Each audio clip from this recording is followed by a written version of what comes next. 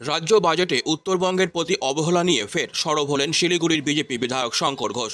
সোমবার শিলিগুড়ি জার্নালিস্ট ক্লাবে এক সাংবাদিক বৈঠকে তিনি রাজ্য সরকারের বাজেট পরিকল্পনাকে তীব্র কটাক্ষ করে বলেন, এই বাজেটে উত্তরবঙ্গের জন্য কিছুই নেই, উন্নয়নমূলক কোনো প্রকল্প নেই, কর্পোরেশনগুলির জন্যও নেই বাড়তি বরাদ্দ। এটা আসলে উত্তরবঙ্গের প্রতি চরম বঞ্চনার নয়া দলিল।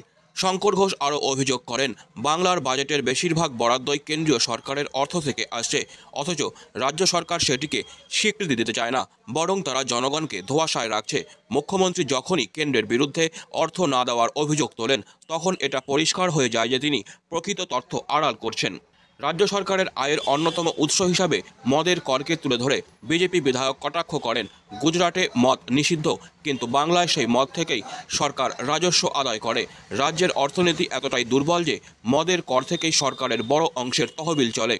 উত্তরবঙ্গের এই বঞ্চনার বাজেটের প্রতিবাদে রাজ্য জুড়ে আন্দোলনের হুঁশিয়ারি দিয়েছেন শঙ্কর ঘোষ। এমনকি বিজেপির রাজ্য নেতৃত্ব শীঘ্রই উত্তরকন্যা অভিযান করতে পারে বলে ইঙ্গিত দিয়েছেন তিনি। আগামী দিনে রাজ্য সরকারের বিরুদ্ধে বৃহত্তর আন্দোলনের প্রস্তুতি নিচ্ছে বিজেপি। প্রকল্পের কথা বলেন, তাদেরকে বলি কন্যাশ্রী, রূপশ্রী সহ অন্যান্য সমস্ত সামাজিক প্রকল্পে এবার রাজ্যের সরকারকে টাকা কমাতে হয়েছে। লক্ষ্মীর ভান্ডারে এই কারণে কোনো বাড়তি বরাদ্দ তারা করতে পারেননি, টাকা বাড়াতে পারেননি, কেননা রাজ্যের আর্থিক সংকট এমন জায়গায় পৌঁছেছে যে এই রাজ্যের মাননীয় মুখ্যমন্ত্রীর অন্যতম বেঞ্চমার্ক প্রোগ্রাম হিসেবে লক্ষ্মীর ভান্ডার বলা হয়। সেই লক্ষ্মীর ভান্ডারে আমরা তো ভেবেছিলাম উনি ৩,০০০ টাকা করবেন, ১,৫০০ টাকার থেকে ৫ পয়সা বাড়াতে পারেননি, ভোটের আগে হয়তো কিছু একটা করবেন। তাই আমি বলবো যে একদিকে উত্তরবঙ্গের সাথে প্রতারণা, যুবকদের সাথে প্রতারণা, মহিলাদের সাথে প্রতারণা, উত্তরবঙ্গের শিল্প, শিক্ষা, স্বাস্থ্য, পর্যটন থেকে শুরু করে বন থেকে শুরু করে সর্বক্ষেত্রে অবহেলা এবং এই প্রতারণার দলিল পেশ করা হয়েছে।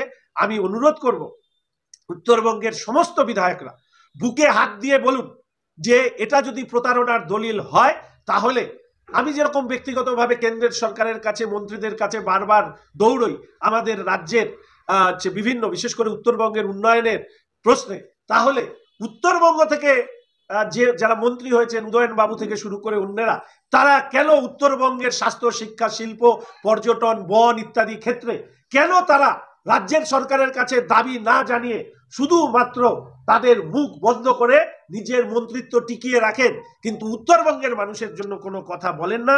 এটা আমার কাছে খুব দুর্ভাগ্য।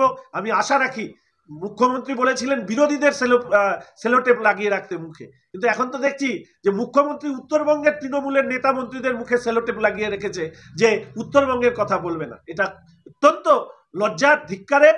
এবং আমি ব্যক্তিগতভাবে বলি, আমরা ভারতীয় জনতা পার্টির পরিষদীয় দল, শুভেন্দু দা মাননীয় বিরোধী দলনেতার নির্দেশে ধারাবাহিকভাবে এই নিয়ে বিধানসভার ভেতরে বাইরে, এবং আপনারা জানেন ইতিমধ্যে তিনি বেশ কিছু কর্মসূচি ঘোষণা করেছেন, চা বাগান সহ, পরিবেশ সহ অন্যান্য বিষয় নিয়েও আগামী দিনগুলোতে আমরা ধারাবাহিক আন্দোলন করব। কেন্দ্রের সরকার রেল, রোড, এয়ারপোর্টে ঢেলে অর্থ দিয়েছে উত্তরবঙ্গের পরিকাঠামোর জন্য, কিন্তু রাজ্যের সরকারের কাছ থেকে মানুষ তারা তাদের প্রাপ্য অধিকার পাচ্ছে না বলে আমি অন্তত ব্যক্তিগতভাবে মনে করি।